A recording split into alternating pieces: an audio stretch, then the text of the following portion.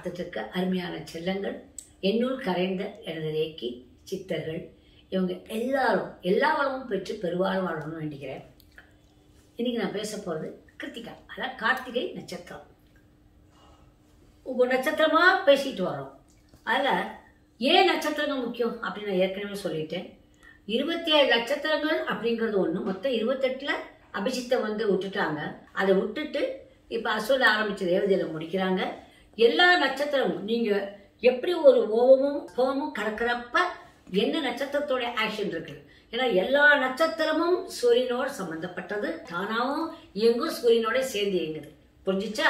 அதில் சூரியனோட சேர்ந்து இயங்குற நிறைய இது இருக்கிறப்ப அந்த நட்சத்திரத்துக்கு நிறைய மரியாதை அது தன்னால் ஆரம்பிச்சு. எந்த நட்சத்திரத்தில் நம்ம உருவாகிறோமோ அதை பார்க்கணும். புரிஞ்சிச்சா? அந்த உருவாகிறது ரொம்ப முக்கியம். அப்போ நம்ம ஒரு நட்சத்திரத்தை மட்டும் இல்லை, நம்ம இந்த 27 நட்சத்திரத்துடைய பவரும் நம்ம வச்சிருக்கோம். Because we are living on the earth.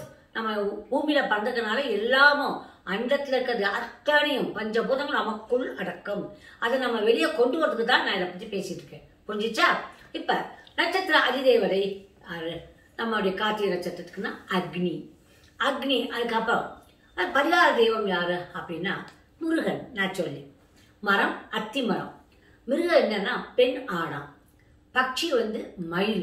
பட்சியை நம்ம என்ன சொல்ல போறோம், இதுதான் மயில் அப்படின்னு சொல்லியிருந்தாலும் கூட மயில் பட்சி ஆகாது. ஏன்னா நீங்க வளப்பறையில பிறந்தீங்கன்னா தெய்வையில பிறந்தீங்கன்னா அந்த நட்சத்திரத்துக்கு அது வேற. பட்சி சாஸ்திரங்கள் எல்லாமே 5 பறவைக்குள்ள முடிஞ்சிடும். அது தனி. இருந்தாலும் பெரியவங்க இதை சொல்லியிருக்காங்க, சொல்றேன். கோத்திரம் என்ன அகஸ்திய கோத்திரம். இதுவும் உங்களுக்கு சொல்ல முடியாது. ஏன்னா உங்க எந்த குடும்பத்துல நீங்க பிறந்தீங்க, இந்த கார்த்திகை நட்சத்திரத்தினுடைய கோத்திரத்தை அவங்க சொல்றாங்க. நீங்க எந்த இதுல பிறந்திருக்கீங்கிறத வச்சு அதை கண்டுபிடிக்கிறது. அதிபதி யாருன்னா சூரியன். எல்லாத்துக்கும் அதிபதி சூரியன் தானே. நிறம் ஆரஞ்சு நிறம். அடுத்தது என்னன்னா அதனுடைய அதிர்வு என்ன, இல்லை அதிர்ஷ்டம் என்னங்கிறத எடுத்துக்கிட்டீங்கன்னா 3 7 இவங்களுக்கு அதிர்ஷ்டம் என்னம்மா. இவங்க என்ன பண்ணோம், இவங்க நட்சத்திரம் வர அன்னைக்கு ஒரு மந்திரத்தை சொல்லணும். என்ன 108 முறை சொன்னாங்க, 8 முறை சொன்னாங்க. ஓம் அக்னே நமக. அடுத்தது இன்னொரு மந்திரம் என்ன, ஓம் ஈம். இல்லை ஓம் ஈம் ஓம் அக்னே நமக அப்படி வச்சுக்கணும். புரிஞ்சுதுங்களா? இதை நீங்க சொல்லலாம். அதுக்கப்புறம் பொது பலன்கள். இந்த வீர பிறந்தவங்க தைரியசாலியா இருப்பாங்க, எதையும் திறம்புற ஆற்றலோட முடிக்கணும்னு நினைப்பாங்க, தாய்ப்பாசம் மிக்கவர்கள்னு சொல்லலாம். சுயமுயற்சியில வாழ்க்கையில முன்னேறணும்னு நினைப்பாங்க, மென்மையானவங்களும் இருப்பாங்க, பழகுவதில் பண்பாளர்களா இருப்பாங்க. குறைபாடுகள் இருந்தால் உஷ்ணம் இல்லையா, நம்ம சொன்னோம்.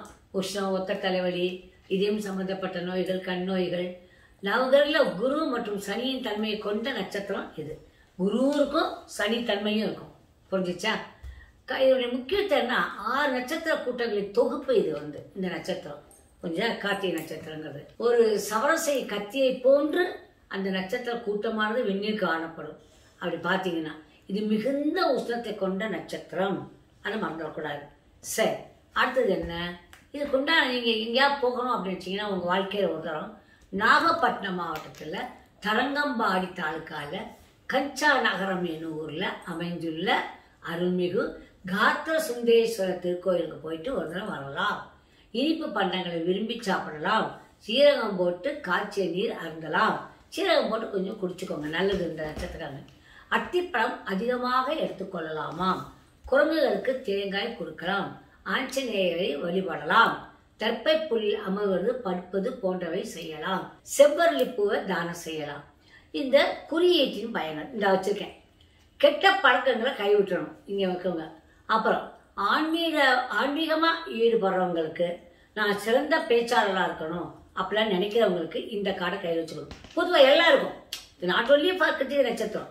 இந்த கார்டு வச்சுக்கிட்டிங்கன்னா இது எல்லாமும் நல்ல பேச்சாளராக இருக்கலாம், ஆன்மீகத்தில் நல்லா இருக்கலாம். ஏதாவது கெட்ட பழக்கம் வந்தால் சரியாக போயிடும். இந்த கார்டுடைய மகிமை அது மட்டும் இல்லை, அவங்களுக்கு உரிய மாலை கார்னேலியன், ரெட் கார்னேலியன்.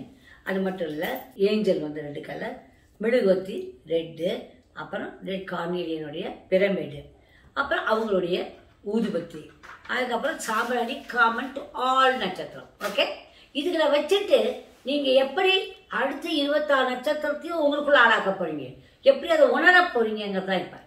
இப்போ இதை பண்ணுறதுனால நமக்கு உணர்தலாம் அதர் திங்ஸ் வந்துடும். உங்கள் பவர் கூட்ட கூட்ட கூட்ட உங்கள் ஆறா இன்க்ரீஸ் ஆக ஆக you'll be connected to the other பவர்ஸோட நீங்கள் கனெக்ட் ஆகிக்குவீங்க. புரிஞ்சா கணக்குங்களா? அதுக்கு தான் நான் ஒவ்வொன்றா பற்றி எல்லாத்தையும் சொல்கிறேன். ஓகே, புரிஞ்சா கணக்குங்களா? I love you all my lovely sir. Good night. Bye.